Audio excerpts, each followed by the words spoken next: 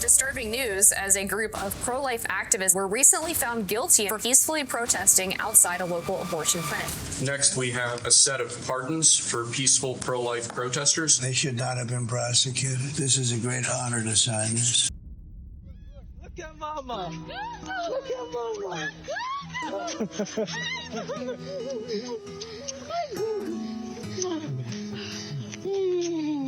Thank you, Jesus. Lord is good. If they don't like what you stand for, throw you away. It was like they placed me in a social trash can because I didn't represent what they wanted me to represent, and I wasn't who they wanted me to be. And I even told the judge when she sentenced me, I said, you know, if I was half naked dancing on a stage, you wouldn't have sentenced me like this. You would have gave me a slap on the wrist. I know a woman who stole millions of dollars in PPP loans. She got a year. But because of my voice and what I stand for, you treat me exactly as what you see me as, a Negro out of line. I don't fit the bill of what you want me to be anymore. I'm not the one that's gonna get on stage and twerk so you can get a vote. That's what we're worth for y'all. But the moment we start to step up and stand for righteousness, now the real numbers come. Now the real sentence come. Now you throw me in the trash can. And that's how I felt.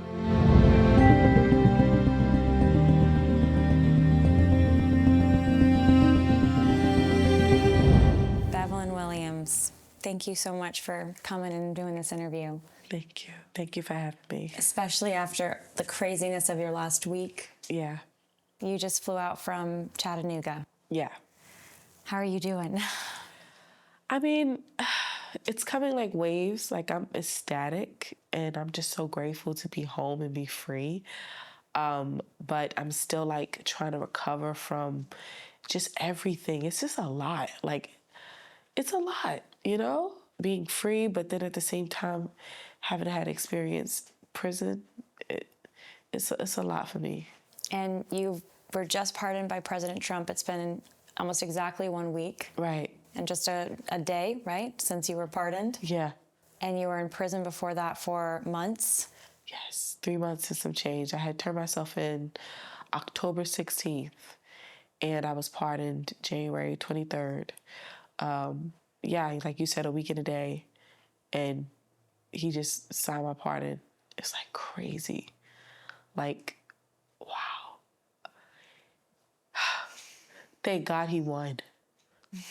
Thank God he won. I would have still been in prison. I would have been away from my daughter until she was 5. So it was a 3-year prison sentence that the Biden Department of Justice, Unjust in this case, right, handed down on you. You had the longest sentence, I understand, of any of the pro-life prisoners.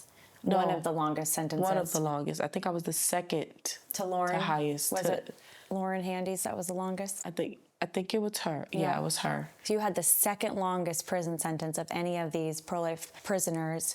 And the world, as they learned about what happened to you, people were outraged that this had happened. You're a mother, you're a wife, you're a pro-life activist, you work with the homeless, you work with the people who have no, have addictions, are struggling, and you were doing all of this work on the streets lovingly for years. And then because of politics, the Biden administration chose to go after you and then give you the harshest sentence possible under a federal law that isn't supposed to be used to persecute pro-lifers, but that's what they chose to do, the FACE Act.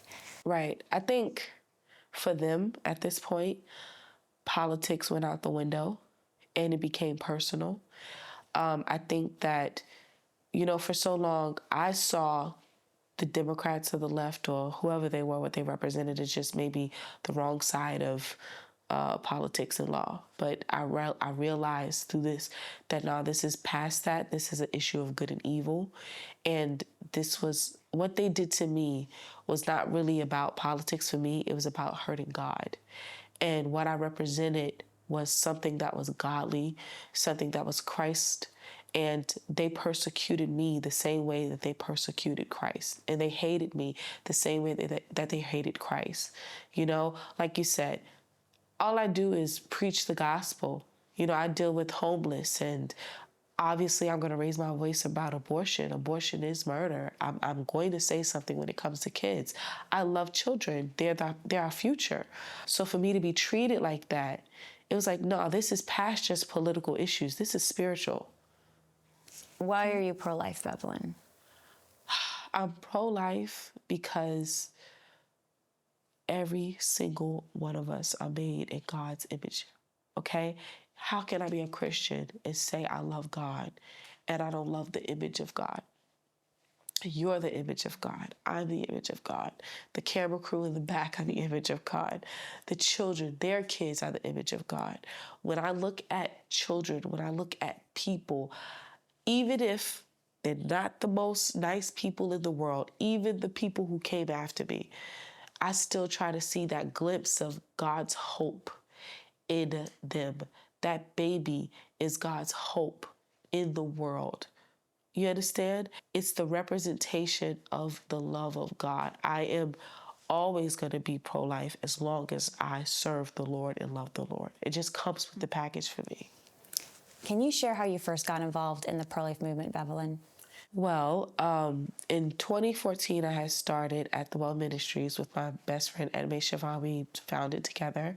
And initially, we were just doing like street ministry, going out, talking to the homeless, dealing with people dealing with drug addiction, things like that.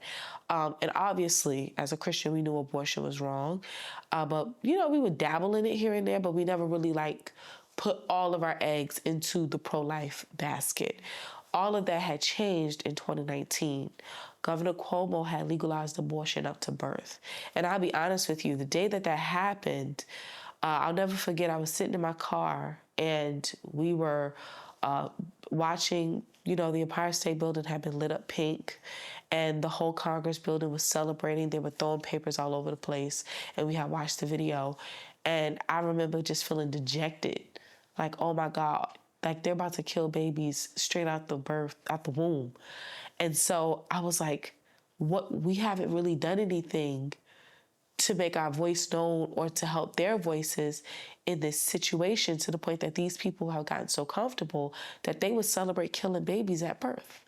And so from that point on, we decided everything has to be targeted towards life at this point. What was, for you, the background leading up to starting by the Well Ministries? What were you doing before that? How did that come into existence? Okay, so this is a funny story. So I had gotten saved, I would say around 2013, and I actually was on Rikers Island. I was there for 7 days waiting on my dad to bail me out. Now, while I was on Rikers Island, I had met this woman who was a Christian. So there's nothing new under the sun. This woman had ministered to me in that jail and told me that I need to surrender my life to Christ because there's nothing left for me but death. And when she told me that, I knew that what she was saying was true. She had brought up a significant time in my life where I was very depressed and very emotionally just low. And I had cried out to the Lord. And she brought up that private moment. And I'm like, only God could know this. How could this woman bring this up to me and tell me about this private moment of me crying out to God? So when she told me of that, I knew this was God speaking to me. And so I said, no, I'm going to give my life to the Lord. And so from that moment on, 2013, I never looked back. Then around the end of 2013, I had met Edme. And Edme was my mentor. She's the one who really taught me how to be a Christian. She taught me how to read the word, taught me how to walk the walk of a Christian. And we started to put in practice what we would read in the Bible. And that's where At the Well had came from. Because remember, Jesus was in Samaria waiting at a well, and then a woman came. And as she was drawing water, he had said to her, if you knew who you were talking to, you would ask me for living water. He ministered to her, and then from that moment on, she was technically the first evangelist ever to go out, and she evangelized all over Samaria, and the people knew. And she would say, come and see about a man. And so I felt like I had that same experience in Christ, wanting to get a taste of his living water, and then just wanting to tell people, come and see about the man who knew my whole life, And so that's how we got started. There's so many incredible things about you and your story, Bevelyn. It's almost like where does one begin? Because I think the life you've lived, you're only 33 years old, right? Yeah.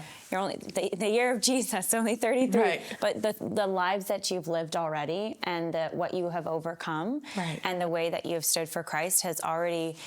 I mean, it's a lifetime of inspiration already. I'd love to hear if you can share before this coming to Jesus, before starting at the well, before all of this, you were, your childhood, your upbringing. Can you share more about that? I will say the interesting thing about being in prison, and I'm saying this for a reason, a lot of those girls in prison I can relate to because I grew up just like them. I was them. I grew up in a broken home. My dad, he just, I guess, was caught up in the street life. And he was one of those young kids. He had both parents in his household. His mother was a strong Christian, but I think he just kind of was rebellious and chose to kind of do the thug thing. And my mom was, just young and wild, and just a lot of drugs involved in my childhood. My mom, she had a cocaine addiction. She's still kind of dealing with that. And so that's why we haven't been able to have a relationship. And so, I dealt with abuse as a kid. I dealt with being molested as a child. I dealt with feeling like a burden. As a child, I would feel like I was a burden to my mom or a burden to my family, and I didn't have purpose. Like, why am I here? And I just felt like I grew up unloved. I grew up on welfare. I grew up with parents separating out of the home and living in, rough conditions. And so I didn't really have the best childhood, and my life experiences were tough, but I knew God had a plan for my life. At 7 years old, I had an aunt who had mentioned Jesus to me at a young age, and I really didn't know who Jesus was. But I remember I had a dream when I was 7, and in this dream, I'm in my neighborhood, walking around my neighborhood, and I see a bunch of demons all over the neighborhood. And again, I'm 7 years old, and I remember calling out, "Jesus, help me." And a sword came out of the sky into my hand as a kid. And the sword was so long that it reached all the way to heaven. I never saw the tip of the sword. And I used that sword to destroy the demons. And when I woke up, I asked my mom, "What did this dream mean? Like, I'm 7, I don't understand what this means." And I remember her saying, "Oh, it was the Bible." I'm like, "The Bible? What am I gonna do? Just start hitting people with a Bible? Like, what does that mean?" I didn't realize then, though, that meant that I was gonna use his word to destroy the works of the enemy. And now that's happening even now, But no, I did not have the best childhood growing up. I mean, I was not the wealthiest kid. I wasn't the snazziest kid. I wasn't the most popular kid. I wasn't the most loved kid. I kind of came up just like a lot of those girls that I was locked up in prison with. It's incredible that you dealt with all of that, and then you were able to go on and change your life and go serve people who are facing some of the very things that you struggled with in your childhood. Right. Was abortion any part of your upbringing? Did you have any experience with that? Absolutely. I had an abortion, my first one, when I was 15. My dad made me have the abortion, and at that time I really didn't understand what an abortion was, but I knew it was wrong. I'll never forget when I went to get my abortion. It was in Brooklyn at the time, and there were people with signs picketing really loud in front of the abortion clinic, and I didn't understand why. But I remember my dad's girlfriend telling me to look down and ignore them. So then I went into the clinic. I was 3 months and 5 days. I asked to see the baby. They told me no. And then they put me to sleep, and next thing I know, I wasn't pregnant anymore. But after my first abortion, the amount of depression that hit me, it was like I went downhill. It didn't make my situation better. It made it worse, and it made it numb. And I had lost something. Like, before I had gotten pregnant, I had a love for children. Even as a little girl, I loved baby dolls. I loved kids. It was just the natural thing that God had placed in me. when I had that first abortion, that was taken from me, amongst other things. So then as I got older, I had my last two. After that, I was numb. I was completely numb to it. It seemed normal to do. But again, I knew that it was wrong. Then once I became a Christian and I gave my life to Christ, obviously I didn't have any issue repenting about having an abortion. I never was one of those radicals who just was like, hey, abortion is healthcare. We need laws to fill it in. I was just never that prideful. I knew it was wrong. It was never an issue. And so finally, when I got saved and the Lord began to give me the peace I needed to forgive myself for those abortions, it only made it easier for me to minister at an abortion clinic because I could relate to the reasons why we do these things.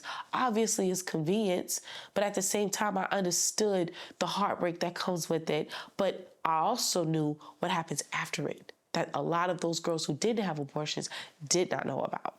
How did you have the strength when you were becoming a Christian? I mean, you just shared like molestation, facing that as a kid, 3 abortions, abuse, drug addiction with your parents. You went through some of the hardest things any person's going to go through. And you chose in the end to follow Jesus, and then not just follow Jesus, but now I want to turn my life into serving other people. I mean, your ministry, you're actually working with the homeless, you're working on the streets, you're actually serving people who are in some of the worst situations.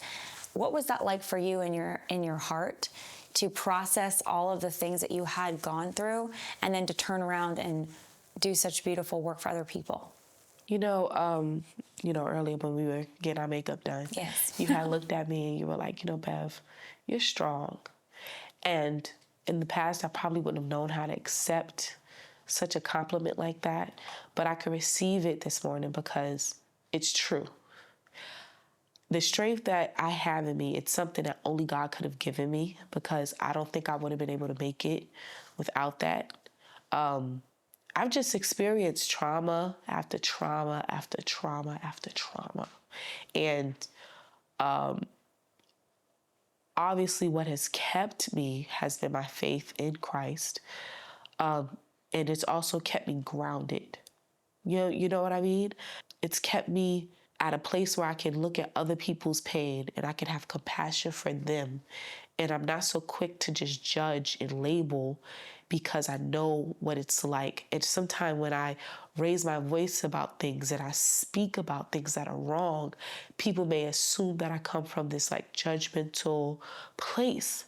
But what they don't realize is that I come from this place of experience and like wanting people to understand the cost that it's a high cost and like the pain that you'll have to deal with after the fact. And so if anything, it's the strength of just like knowing, you know what, I've been through it. And the last thing I would want someone else to do is tread that same walk that they don't have to tread. But it's really been God that's kind of kept me through all of it because it's a lot. And I really sat while I was in prison and I sat and I thought about my life. And it's something that I don't do. I'm one of the type of people where when I'm dealing with like hard trauma, I don't think about it in the moment. I try to like not think about it in the moment, and it kind of catches up to me all at once. You know what I mean? And so like it didn't really hit me how bad it was being in prison, I guess, until after visitation with my kid. And it just was like, dang, man. Like, I really am told when to hold my child, when to, like, all of this stuff. Like, and I'll never forget, like, I was sitting in prison and I was just crying to the Lord. And I was like, Corinthians, Paul talks about, he says, I feel like us apostles, we're, like, laid out for display for, like, the world and angels to kind of just make mockery of and just, we're just kind of laid out in display for you guys to just see us as an example. And I really felt that heavy because you would think with everything I've been through, it seemed like it was just an opportunity to be mocked. But again, I knew it was God's way of, he didn't cause the situations, but he used them to strengthen me to be able to be a relatable leader to others. Wow. That's how I see it. Well, I think millions of people hearing your story, they cannot help but be inspired, even if they don't know God yet. Right. Because they're seeing someone who, despite the smears that you've gotten, trying to say, oh, she's harsh, like that she's trying to hurt people. Of course, you're there literally speaking hope to people that this is an opportunity for them to turn their life around. I want to go to the thing that the Biden administration, that department of, I'm calling it injustice, but what they did to you, what they used against you. Right. Especially those that support abortion, and then, of course, the pro-abortion at the time, Department of Justice, of course. Now there's been a sea change there, but they were accusing you of, they were saying you were violent. They were saying that you were intimidating, using intimidation tactics. I mean, there are these accusations hurled against you, which when you actually look at your story, it's like, this isn't completely preposterous. Can you share about what your ministry looked like? That, the prayer outside the abortion clinics, the trying to actually physically help these women, provide them resources, and then how that was weaponized against you by the proceedings by the DOJ at the time? They used the same event. It was in 2020. It was a Jesus Matters rally. It was a 2-day rally. Police were present the entire time, okay? I just want to put that out there. Initially, I was sued for that rally by Letitia James in 2021. Letitia James is the Attorney General of New York, the same one who went after Trump. So she sued me, but she waited until Trump was out of office. It's preposterous. She sued me on a civil federal suit, which got a 30-foot injunction against me, which means I can't be within the building within 30 feet, or I get a $5,000 fine. Of an abortion clinic. Of that abortion clinic in New York, the Margaret Sanger Square Planned Parenthood. So I settled with her because I had moved to Tennessee. So at this point, I didn't feel the need to fight the case. I was already moving, so whatever. I just kind of took it on the chin. And I was advised by my lawyers to do so at the time. So we did, because we thought it would just be a no-brainer, just be, whatever. You're out of the city, that'll be it. So that's where it started. They took the same Jesus Matters rally, and then they trumped it up to federal charges against me in 2022. The same events. The same events. They recycled it. So in 2021, for the Jesus Matters rally, I was sued by Letitia James. In 2022, for the Jesus Matters rally, I was indicted with federal criminal charges federally. Sued federally and then indicted federally, okay? They say that there was a hand injury that I did to this woman. I was never arrested. I was never given a ticket. I was never even given a citation. Police were present. There is a clip of a police officer online circulating now saying that I had never blocked the door. The judge would not allow that to be admitted because the prosecution called it hearsay. What people have to understand is when you go to trial, if you find yourself having a biased judge, which my judge, her name is Jennifer L. Roshan, she was appointed by Biden. She did not allow the First Amendment to be explained to the jury. On top of that, she wouldn't allow certain footage to be shown because the prosecution never wanted all the videos of what I streamed to be shown. They only wanted clips. They admitted that they had paid pro-abortion protesters there who were blocking the door. And technically through FACE, if they're blocking the door, they're supposed to be charged. So the pro-abortion protesters were blocking the abortion clinic's door. Correct. And you were there with having this Jesus rally to try to speak the name of Jesus, encourage people to not have abortions ultimately, and they're ultimately twisting this in court to say, correct, it's on you. Correct. Even if you had been standing at the door, we have the right to peaceable assembly. Right. And you were obviously doing that. And at the same time, and it's a public sidewalk. It's a public sidewalk. We're on a public sidewalk, a New York City public sidewalk. It's not like we were on their private property, okay? And if anybody was supposed to be indicted, it should have been the pro-choice people just as well as me. But it was only me and my co-defendant. But then on top of that, the woman who claimed that I crushed her hand in the door did not go to urgent care until 5 days later, okay? No broken bones, no broken, sprained ligaments, nothing. She was advised to take ibuprofen, and they pinned that on me. And then on top of that, in trial, she was caught lying. The picture shows her left hand. While she was on the stand, she claimed it was her right hand. But unfortunately, I had a court-appointed lawyer because at the time I could not afford a private attorney. So the court-appointed attorney, we had asked him multiple times to press the issue with the hand, and he would not do it. So at this point, it looked like everything that they had set up was strategically, like it was like a yellow brick road to my indictment and to me being found guilty. So during this time of your pro-life activism, you end up getting married and having your first baby, Yes. your little girl, Eleanor. Can you share about meeting Ricky and having your first child? Well, Ricky slid into my DMs. And, at this point, I wasn't really pressed or dealing with any guys at all. I was just so gung-ho, serving Jesus. But I had felt this pull from the Holy Ghost to just respond back to him. And actually, I kind of dusted him off because he was really good looking. So I'm like, oh, he's too cute. He's probably a player. But, we started talking on the phone, and he was like equally yoked to me, like strong Christian conservative man. And I mean, I'm going to say this, I didn't want someone that kind of supported any kind of like racial plight. I wanted someone who understood like that we're Americans and that we all have the same experiences, and if we can persevere through anything. And my husband has that mentality, and so that made me very attracted to him. And so, we just started dating. We met, our first date was February 5th, and we got married June 25th that same year, and we were pregnant by August, and then we had Eleanor. And so when you had Eleanor, where was it at with what was the timeline with the Jesus rally that was used against you now twice? Right. And at what point did the criminal proceedings against you start? How old was Eleanor? So Eleanor didn't exist in 2020. In 2021, when Letitia James sued me, me and Ricky had just started dating. And then I got pregnant at the end of 2021 with Ellie, and I had her in 2022. I was indicted by the end of that year.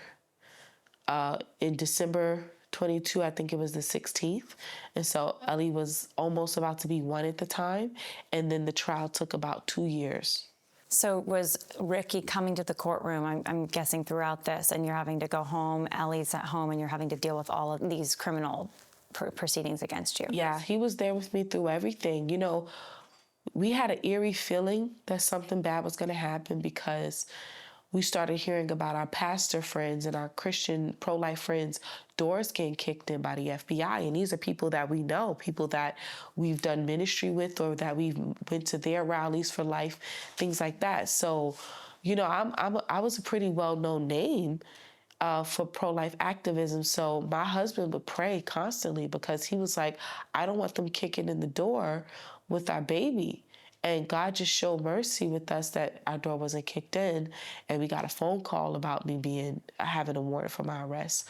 But we were anticipating, unfortunately, something cooking up. What was going through your mind, and what did it feel like the day that you got the verdict and then you got the sentencing for 3 years in prison? When I was found guilty, I have to just say my whole body just went hot. And I'll tell you, actually, the first day of trial, I almost had an anxiety attack. And I am not one for those. I didn't even know those are real, to be honest with you. But when I sat in that courtroom and I just saw oak all over the room and the United States of America seal there and the judge's seat right there and the seats behind me. And it just hit me like, wow, this is real. And they're really going through this. They're gung-ho. They're going for this, And I'll never forget, like, my head was hurting and my heart was beating and it was like my nerves were out of control. And I mean, I literally felt like I was going to pass out. And I had to like literally tell myself, calm down, Bev, calm down, Bev, calm down. Mind you, my husband and my daughter are sitting behind me. And so 2 weeks later, I'm watching this trial happen, and in my mind, I'm saying, there's no way they can say I'm guilty for this. They're posting the same videos I post on Facebook. They're putting up my videos of me praying, preaching, and speaking in tongues, declaring the name of the Lord. No curse words, no guns, no weapons, preaching. I'm like, there's no way. And then for the prosecutors to say to a jury, this is not about the Bible. This is not about your religious beliefs. This is about women's rights. I'm like, no jury in their right mind will fall for this. I was wrong. When I was found guilty, girl, all I heard was guilty, and then it's like the whole room went silent. I was burning hot all over, and my heart was like broken. Like I literally could feel my heart had torn. I was devastated. I couldn't believe it. And then it hurt even worse because my co-defendant was found not guilty. And it also kind of reminded me, like, you know, they really wanted me, and they mentioned that because of my platform. They mentioned the amount of people that had watched my videos. They made that very clear. And so when they did your that, pro-life videos, yeah, and your gospel videos of sharing your faith, right? You were already making inroads on social media. People knew about what you were doing. Right. They wanted to make an example out of you. Yeah. And they had me where they wanted me, and it hurt so bad. What was it like the day that you turned yourself in and you're leaving behind your husband and your 2-year-old daughter, Allie? So that morning, I get up, and we had put in a bail appeal, hoping that the judge would allow me to fight my case from the outside. She denied it. I was hoping. Even though she had sentenced me that, I was still hoping that she wasn't that cruel. But I should have known better, because when she sentenced me for 41 months, I'll tell you the things she said. I think that's a better guide for you to understand how I felt turning myself into the prison. During sentencing, she said, you have so many followers, so many supporters, so your 2-year-old will be fine. She don't need you. She'll be good. And then she said, you're young. You'll get through this. You'll get past this. 41 months. It was like, what? But I still had some hope. I was like, I don't know. Maybe I was stupid, but I just did. So when I found out she denied the bail appeal, I said, okay. Time to turn myself in. My husband told me that morning that she denied it. And I gotta interrupt here for just a second. To deny your bail appeal, they put everyone on bail. Right. I mean, there's endless stories of criminals with all kinds of track records, and they're on bail, and then they're out in the public, and then, they do often recommit. You're not out there with this long list of, assaults or this or that. You're out there literally preaching the gospel, helping people who are homeless. Right. This is one thing that they got you on in your post-conversion life, doing all of this service work. So you were not a risk to anyone. Right. But they had to make an example of you. They wanted to put you in prison. Let me tell you how bad it was. She said I was a flight risk and denied my bail appeal because I'm a flight risk. Mind you, she told me to self-surrender to a 41-month sentence. On top of that, the whole time that I was fighting my case, I was on pretrial, which meant that I had to be on a $30,000 bail. My passport was taken from me. I could not leave the Southern District of Tennessee without permission from a probation officer, even though I was not yet found guilty. I had to correspond with an officer of the court just to go to Memphis or Nashville, 2 hours away. Even to go to Atlanta, I had to call and ask permission for 2 years straight. Never violated one time. Never violated my bail. And so when I had asked for that bail appeal to fight my case out, she then says, no, she's a flight risk and she's trying to procrastinate going to jail. So the judge was not only adamant about me going to jail, she wanted me there. You know? And it's like, do I think she possibly knew that Trump could have won? Yeah. Did she care? No. This judge, I mean, she was ruthless. I mean, there's no other way to express it. This woman was cold-hearted and ruthless, and she was the full display of the administration that was just in office. Because these people are cold-blooded. I mean, there's no questions.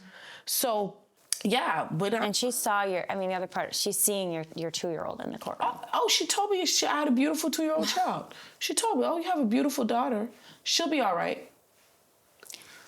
What was it like turning yourself in and leaving Ellie and Ricky?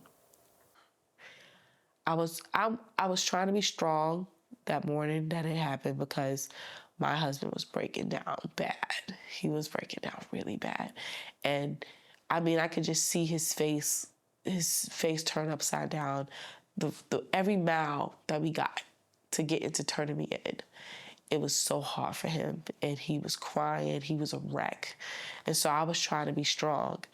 And unfortunately, like when he was leaving, when him and Ellie was leaving, and I sat in the waiting room to process myself into the prison, that's when I broke down crying. And I was just devastated. And I mean, I told you this during makeup, but I'll say it even now.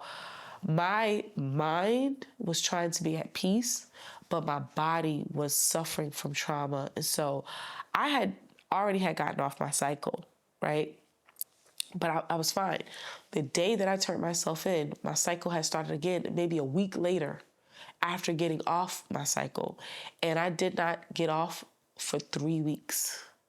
I was on my cycle for 3 weeks straight while I was in prison because my body was literally reacting with so much stress. And also knowing that the election was coming up, and that decided whether I was going to stay in prison or not. That played a part as well. And so I also will wake up in shock. Like, I don't know if anybody's ever lost like a parent, like most people who have, I don't know if you have, but anybody that has ever lost a parent, they would understand this. When you lose a parent, you kind of wake up and you're like, oh my God, in shock, like, dang, they're really gone. And you'll deal with that for about a good 6 months when you lose a significant other or loved one. That's exactly how I felt waking up in prison for the last 3 months. I literally will wake up in shock. Like, oh my God, I'm really in prison. So my body had suffered so much trauma, yet my mind was trying to stay geared on my faith. And so they were going in 2 different directions. What were your thoughts and feelings about Ellie specifically? I mean, this is your daughter. You were always with her. Your mom, and here you are, not knowing what the next day is going to bring and being away from her, where you can't see her, you can't be with her. Well, the biggest thing was that I was scared she was going to forget me. I thought that she would just forget that I was her mother, and she would forget like our time together. I don't know, maybe it was just a thought in my head, and oh God, it would torment me. Like, oh my God, like I'm not there. Like, is she gonna remember me? And then I'll never forget when Ricky had brought her for visitation. And when she first saw me, she just was jumping. She was jumping and she was kicking. She was so happy to see me. I just cried because, like, oh my gosh, she didn't forget me. Because I had not seen her for 2 months straight. Because visitation, they have to approve it before you could get visitors. And so it take a really long time. And so it was like by the grace of God that she was able to come within those 2 months. And so now she remembered me, and she just was so happy to see me. And so that's what gave me peace. But yeah, I thought she would forget me. And it was 2 months before they let you see your daughter. Yeah. It's like, I think that's every mom's worst nightmare. Yeah. To be separated from your child. Yeah, it was tough. It was tough. I being around her just, it's like I was taken hostage a little bit, if you want to say it that way, because we've never not been around each other. Like, since she's been born, I'm a stay-at-home mother. I've always been with her. When I travel, she comes with us. Every morning, I make her breakfast, feed her, get her started with her day and her routine. And just like that, it's over. And she's just got to figure out her life with her dad, and I'm just in prison, figuring out my life in a cell. What was the hardest thing about those 3 months in prison? Aside from being away from my family, was just, I guess, the injustice of it. I think a lot of my crying nights was like, wow, this is so unjust.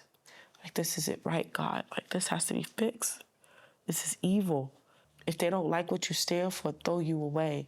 It was like they placed me in a social trash can. You know? I was just thrown away because I didn't represent what they wanted me to represent, and I wasn't who they wanted me to be. And I even told the judge when she sentenced me, I said, you know, if I was half naked dancing on a stage, you wouldn't have sentenced me like this. You would have gave me a slap on the wrist. If I was actually a real criminal, I know people who scammed. I know a woman who stole millions of dollars in PPP loans. She got a year. If I would have really been a criminal, I would have got a slap on the wrist. But because of my voice and what I stand for, you treat me exactly as what you see me as, a Negro out of line. I don't fit the bill of what you want me to be anymore. I'm not the one that's going to get on stage and twerk so you can get a vote. That's what we're worth for y'all. But the moment we start to step up and stand for righteousness, now the real numbers come. Now the real sentence come. Now you throw me in a trash can. And that's how I felt. This is such a powerful point because I think it's true in politics today, especially if you're a minority. Yes. You're not allowed to be pro-life. No. You're not allowed to be conservative. You're seen as a traitor. I mean, that was a big message of the last few years. Right. How dare you be conservative? Right. And your message is for people of all backgrounds, doesn't matter skin color or anything, but you're forging a new path saying, no, we're pro-life. You know, abortion has decimated the Black community, and you're fighting back against that and so much more. Right. And they picked on you for that. Right. How can you be pro-Black, or so you claim to be, but then you separate a Black family? I don't want to brag, but I'd pretty much like to say my family is a pretty pristine family. We're Christian. We're married. My husband is my daughter's father. You know, it's a united family. We believe in God. We're all American, born and bred. And you would separate us? You guys talk about separating mothers, illegal immigrants, kids from their mothers all the time. You know, you talk about how pro-Black you are and how you want to be Black Lives Matter for the cop who kills the Black kid. But now I'm a Black woman who's pro-life. And you want to take me from my kid for 3.5 years because you don't like what I stand for?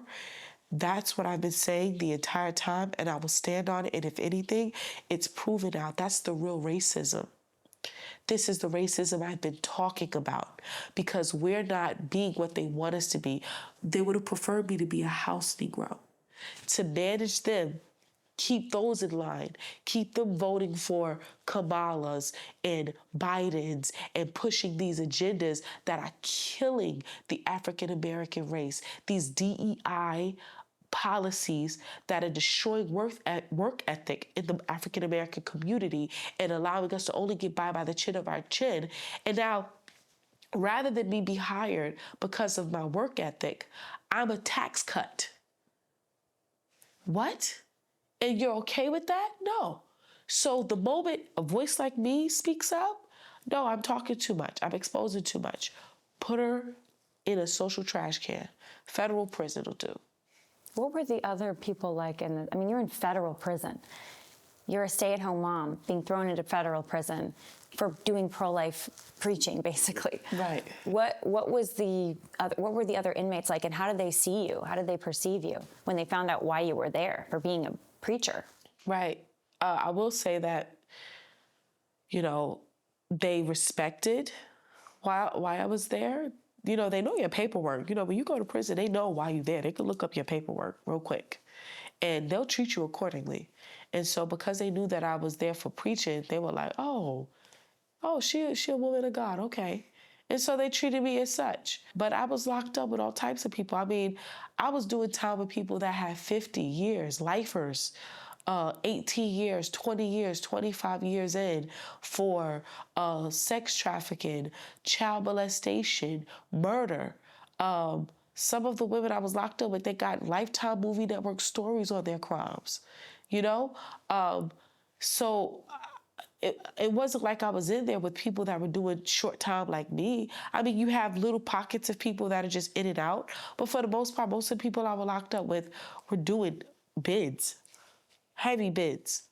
What was it like when you found out, and how did you find out that you had been pardoned by President Trump and you were going to be freed? Oh my gosh. So very interested. So it's a Thursday, and in prison, this is the thing. You got to be up by 7:30, bed made, and you got to have your uniform on, and you got to be set ready for inspection because you can get like a incident report on you, and then you'll lose like commissary or something like that. So this particular Thursday was very calm. People were sleeping in. It was just like weird. And so I get up that morning, I go and I put my chair in the TV room. That means I got the TV room for the day. I get back in, I take a shower, I put my grays on, and I just decide, you know what, I'm gonna watch the news. I sit and watch the news, and nothing peculiar. I mean, I'm seeing Trump addressing the World Economic Forum, and then they're talking about ICE and, you know, the immigrants that they're getting rid of in Boston, nothing major. And then next thing you know, breaking news, executive orders to be signed. Again, I'm still not expecting it to be us. So I see 2 orders go up, and then he mentions pro-lifers coming out. And then he says, yeah, this is an honor to sign this. They should have never been persecuted. And I was screaming.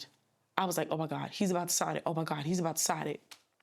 And the next thing I know, he signs it.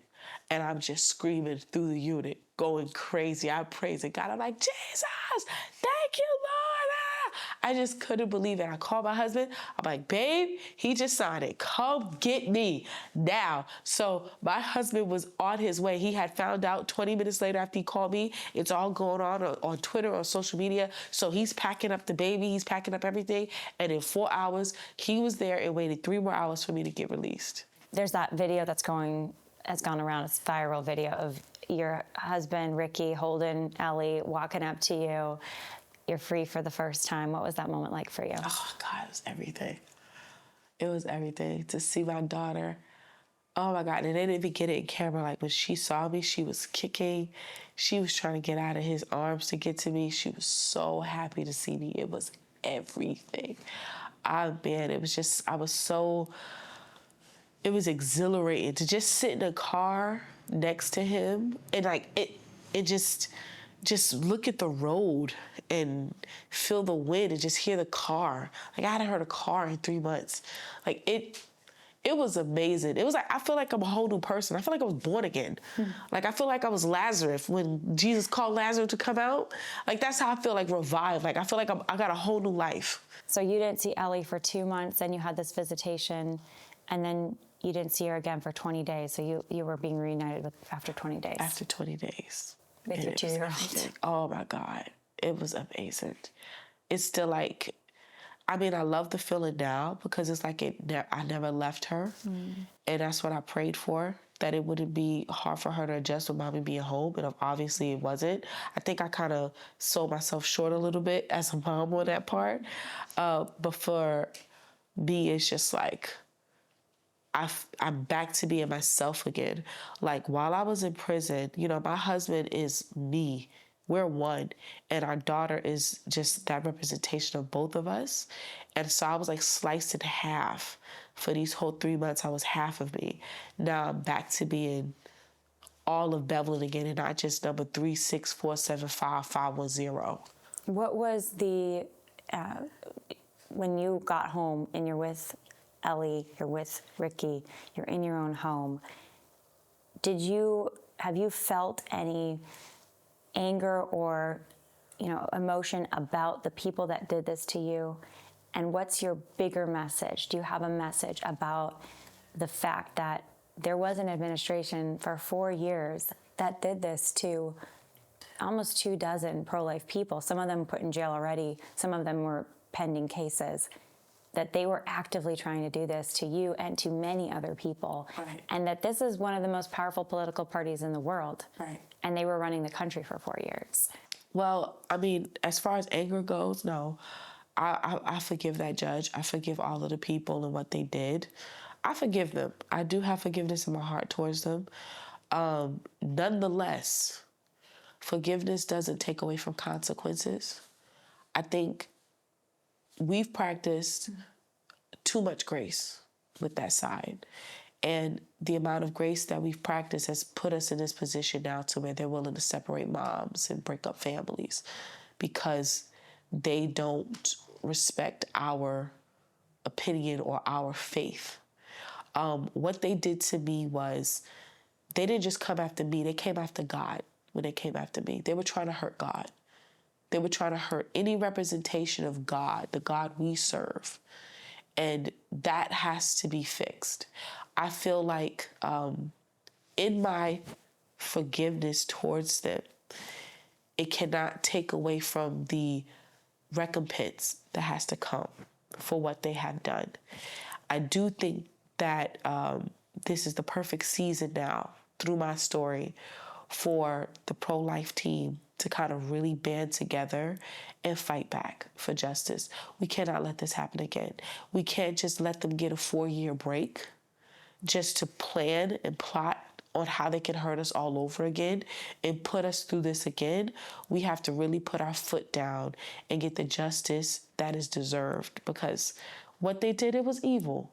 I mean, I'm never going to sit there and act like it was not completely evil and ruthless and callous. And there has to be consequences. Will you be continuing your At the Well ministry and your prayer at abortion clinics and your preaching? Absolutely. I will say this. When I was in front of those abortion clinics and I was preaching and doing what I was doing, we were dealing with a very peculiar time in our nation. You had BLM, which is a communist militia, rising up. You had Antifa. You had COVID and all of these regulations that were, unconstitutional happening. I mean, we were dealing with like a culture shock in our nation. So when I stood up to raise my voice, I was meeting the culture where the culture was at.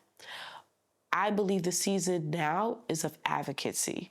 I feel like people are a lot more open-hearted to the issues of life.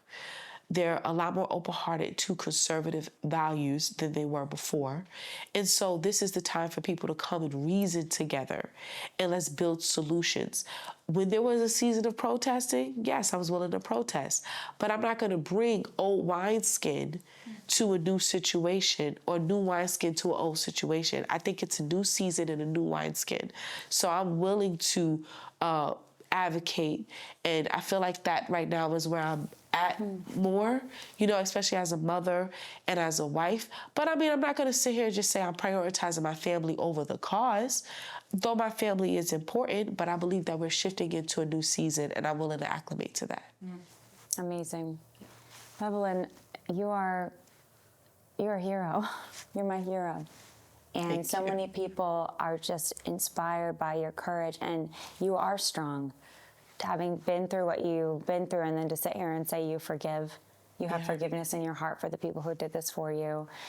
Are there any other words you want to say to the new administration and also to Pro-Life America? Oh, yeah, absolutely. To the new administration, first of all, to Donald Trump. He's a hero's hero. He didn't have to, pardon me, but he did. He was a man of his word. And I will always respect someone who can keep their word.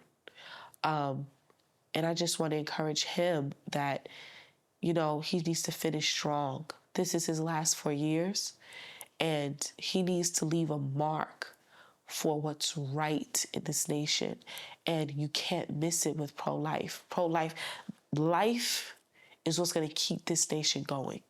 And if America doesn't preserve life, we won't have an America. This is a all-American president who has marketed making America first. America can't be first without life.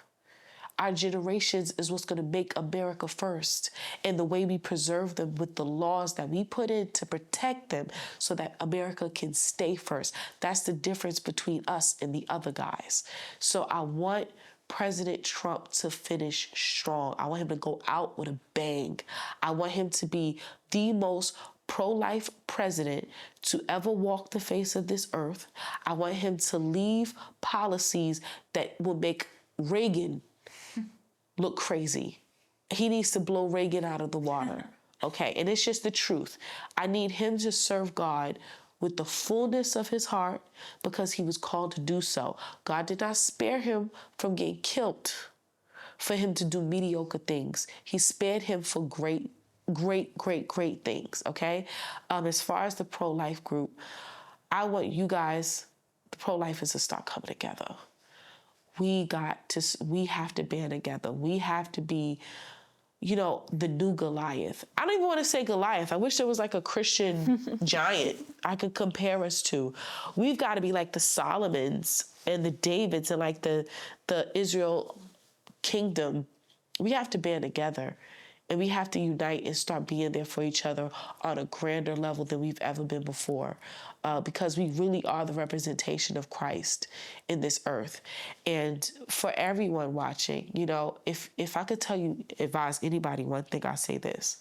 Through all the things that I've been through all the challenges, when the dust settled, God was still there. Serve God. If you can't get nothing out of my story, you don't have to be an activist like I am. You don't have to be radical like I am. God puts us in different positions. Some are behind scenes, some are in front, some are loud, some are quiet, but it all works out for his glory. But at the same time, if all of us can do one thing, put God first, because he's going to be there when everything else is gone. It's your faith that's going to keep you going in hard times and even in good times. Trust God. It's so beautiful. And so such a needed message for everybody. If we all did that, how everything would change. I want to ask you too, you said you want President Trump to blow Reagan out of the water in terms of making America great. I mean, that's what you said, his marketing, his slogan. And I think the pardoning of you and the pro-life prisoners was such an incredible, wonderful thing. Everyone was cheering, like, he did it. Right. And there have been a few more executive orders since, Mexico City policy. There were 2 Biden pro-abortion orders that were rescinded to basically try to stop the federal government from funding abortion overseas and promoting it internally. Planned Parenthood's still getting a ton of money through Medicaid right now. Abortion still totally permissible federally. There's no federal laws against abortion. And then the abortion pill, the FDA has lifted the regulations under Biden, and so they're still lifted, where the abortion pill is just being shipped everywhere, right, freely sold everywhere. It's in, Texas bans abortion. It's still being sold in Texas. So there's all of these opportunities right, to protect life. Do you have any specific things that you would love? I know your first message is you're so grateful that President Trump pardoned you. Now with your freedom, raising your voice, what would be your message? Is there anything specific that you would want President Trump to do? I want him to influence Congress, to get Congress to touch and agree that life starts at conception. I feel like once we can get that grasp on life starting at conception and we can start making legislation based off of that, that's going to preserve the nation. That's going to preserve America. And that is going to change the paradigm of the way our country is going to go. We were headed in a catastrophic route. Like we were really about to, this country was going to be over. If Kamala would have won, mind you, she ran on reproductive rights. She was doing abortions at her rallies. Like she was running on abortion. She was running on murder. If that woman would have won, America was done. There would be no nation. So if he could just be as extremely opposite as she was, and just push for Congress to acknowledge life at conception. It may be hard for our generation to swallow, but I'm telling you, this is for 10 years. This is for 15 years down the line. As we start to make laws that always acknowledge life at conception, it's going to change the game for this nation. Period. But it will preserve it in a good way. So that would be my request to him. I see that there's some bills coming out about that, and I want him to sign them. I want him to sign those life bills. I want him to be brave enough to decide, you know what, whether a child was born in rape or not, it's still a life. I think, what's that guy, 700 Club guy? Robinson. What's that guy from 700 Club? Pat Robinson? Yeah. Yeah. He was a rape baby. Yeah.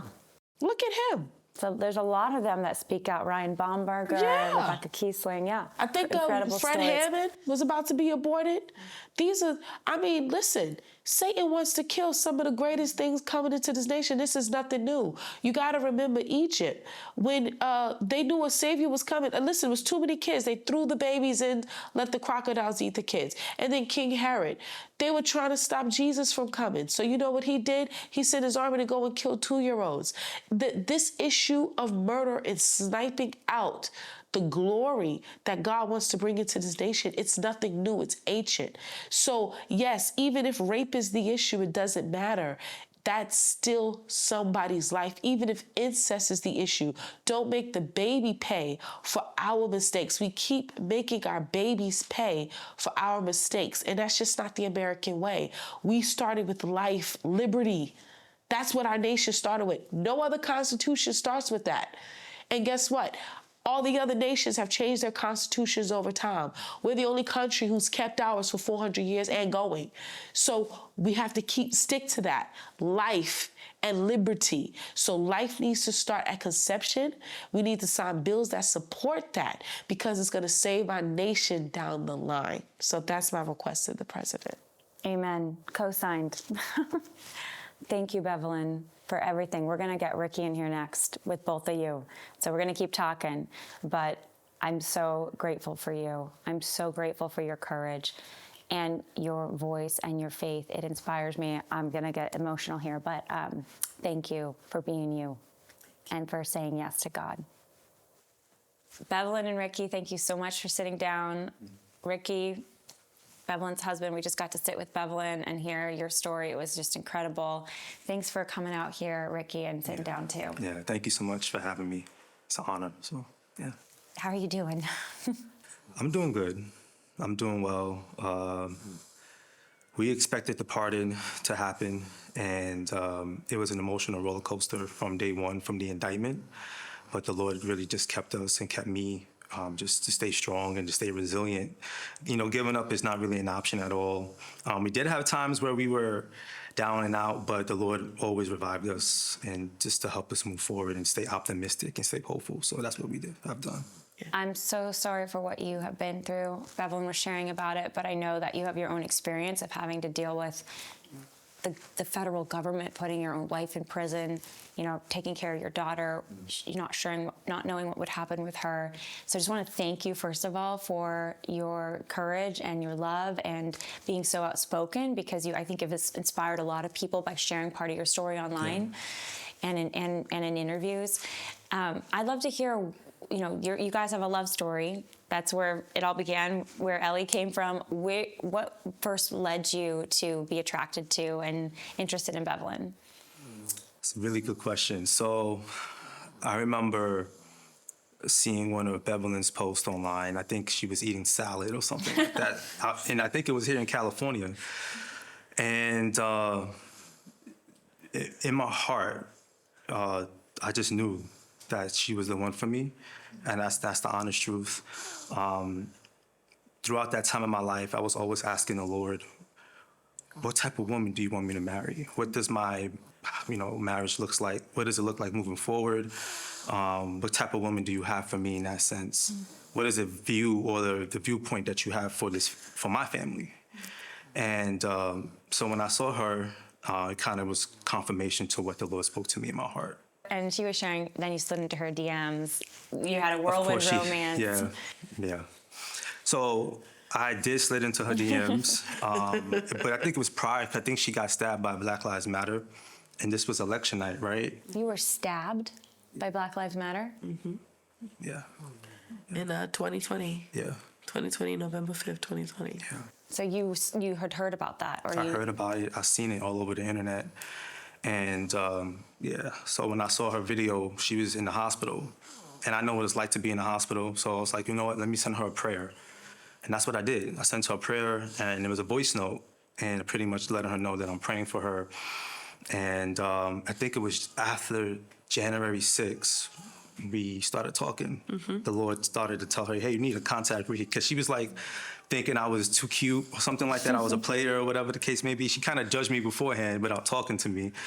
But but with that being said, the Lord gave her confirmation to contact me back, and that's how things started to develop. And then you get married, you get pregnant just after a month or two with Ellie. What was your view? You knew she was an activist. You knew she was an advocate. She had At the Well. She had her ministries. What was your perspective on Bevelyn's advocacy, and then especially during your marriage, as it was turning towards this preaching on the streets, pro-life advocacy, working with the homeless? So I, for myself personally, just coming to Christ back in 2010, 2011, I decided to have that pro-life belief. So my belief as far as abortion was that it should be eradicated. I don't believe in abortion, period. Like, it's demonic. So I always had this sense of wanting to go out into the streets and preaching preaching the gospel to the people, preaching to the homeless and things like that. So I did do that in New York, but it wasn't on the scale of what my wife was doing, in a sense, right? It wasn't like with the bullhorn out there, things like that. But when I did see her, as far as in 2020, was it 2020 or 2019? I think it was 2020. And Governor Cuomo, when he legalized abortion up to birth in New York, I was like, okay, something has to be done at that point. And then BLM was doing what they were doing. Someone had to stand up and say something. And so I saw my wife and Edme out there doing that, and it was really an encouragement for a lot of Christians in New York City and around the world to take a stand for Christ. So that was nothing to me. Like, her doing that, especially in New York, if you're living in New York City, you're going to be outspoken. And so to me, that was just, that was not an issue at all. Were you ever worried that anyone would come after Bevelyn for her activism and advocacy, including, in this case, the federal government? No, I didn't. That never crossed my mind, honestly, that the federal government will be weaponized against my wife. You have people here or there that may try to say something online or whatever the case may be. But as far as the federal government, no, I never imagined that at all. And it just can never happen again. That can't happen again to my family and any other American family. What was it like when Bevelyn was first indicted? When she first was indicted, I was disgusted by our government. It was surprising in a sense, but at the same time, it was like, okay, we're gonna beat this, because this is absolutely false. I'm reading the indictment. This is just ridiculous. It's accusation, and to think that there was actually a grand jury that agreed to this. It was, to me, obviously something that they wanted to do to come after her politically, and I knew that. So, what was it like for you watching the prosecution of Bevelyn? And then I'd love to hear what your experience was like the day when you got that verdict and you found out that she was going to be sentenced to 3 years in prison. When the verdict was given, I was in the hallway with my daughter because she was making noise. And then from there, basically, I can hear what the judge was saying, but I didn't know who she was talking to as far as who was guilty, who was not guilty, because Edme as well was her co-defendant. So the moment court officers left the courtroom, I was able to get in there. And then I saw my wife crying, basically, and I didn't know what she was guilty for. But if she's hysterically crying like that, then she's guilty for something. So I just hugged her and just consoled her and just told her everything's going to be okay. We're going to get through this. not knowing what the future would look like at all. It was just completely blurry. That night, it was very difficult for us. We felt defeated. Like, I'm gonna be honest, we felt defeated. As a Christian, for someone like myself who has had a walk with the Lord in an intimate way from the time I was a child, you start to wonder, like, Lord, where are you? Like, what's going on? We don't understand this. And not that we're blaming him in any way, but you got to revive us at this point because we feel down and out. Like, only you can revive us at this point. So that's what that was. And it was a journey that the Lord took us through. So we were revived, and here we are today. Yeah. When you had to drop off Bevelyn and you've got your 2-year-old daughter, you know, you got a job, you're working, you're trying to provide for your family, and now your stay-at-home wife is going to prison. What was that like for you to drop off Bevelyn, not knowing how long it was going to be, even the sentence? Devastating. It was, you know, you try not to show a lot of emotions at that time because you're trying to stay strong for your wife and for your child. And the hours would go down, half an hour, 15 minutes, 1 minute, and I'm just like trying to hold back tears at that moment, in those moments. And it was just something that I think I explained this online as well, where if I could sleep in that parking lot that night, just to be close to her, even though she was behind bars, I would have. If my daughter was not there, I would have slept in that parking lot, because just to be separate from her in that predicament was just, it was hard. It was very difficult. It was very, very difficult. I can share this. I remember when the guard, he told her to sit in the visitation room, and there's like a plexiglass, and I can see her, she can see me. And she wanted to wear my Star of David chain, and that's so special to me. So I said, yeah, wear it. And I see her looking through the plexiglass, and she can see me from the outside. And I'm just crying, like tears coming down my eyes. And she's crying, she's just kissing that Star of David. And that was difficult. That was so difficult. And I didn't hear from her for about 2 days. Yeah, it was about 2 days. 2 days. I couldn't sleep when I got back home. I didn't know what to think, what to do with my life. Like, obviously, I got to go to work. My boss knows about the situation. My job has been great with it. They knew it was political weaponization, but at some point, I had to get back on my feet. But when I heard her voice, it was like a relief that she's okay, she's safe. And she kept some things from me too that she didn't want to tell me because she didn't want me to freak out.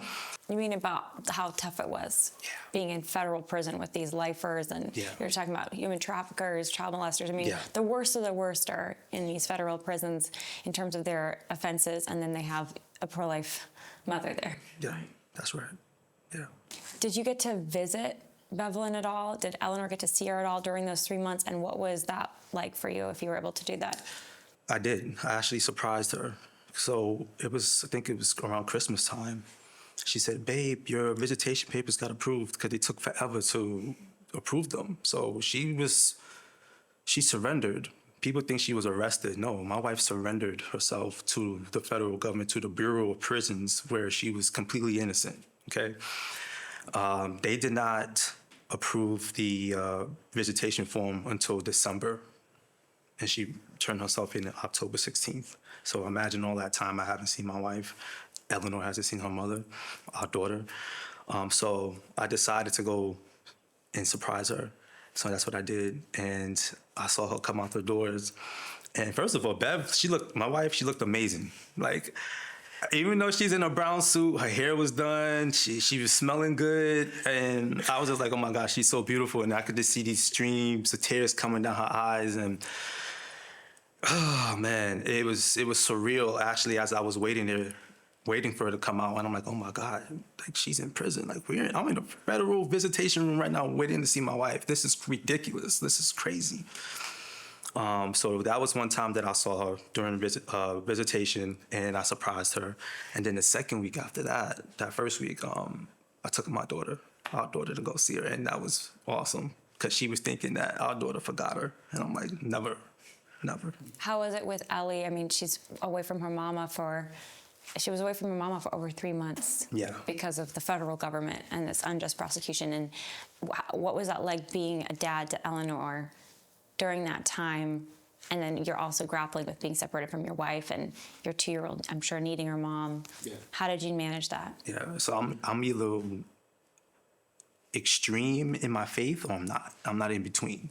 So either I'm going to be positive-minded 1,000 a trillion percent and stay strong in that way, or I'm just going to be off the Richter scale. I'm just going to be depressed and sad, and I couldn't do that because I have a daughter at home, and I just didn't want that environment for her.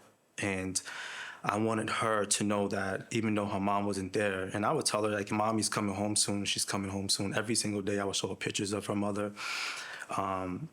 But Eleanor, you could see the change after a while. Like, we're opening the front door as we're coming in with groceries.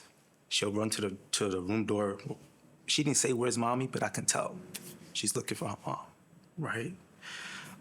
Going to bed at night, right? She'll run to the bed. Where's Mom? You can feel it. Prior to the pardon, the day before the pardon, it was about maybe around 9:30 at night. She should have been in bed at 8:30, but I let her stay up a little bit. And I remember I was in another room and it was too quiet. It was way too quiet.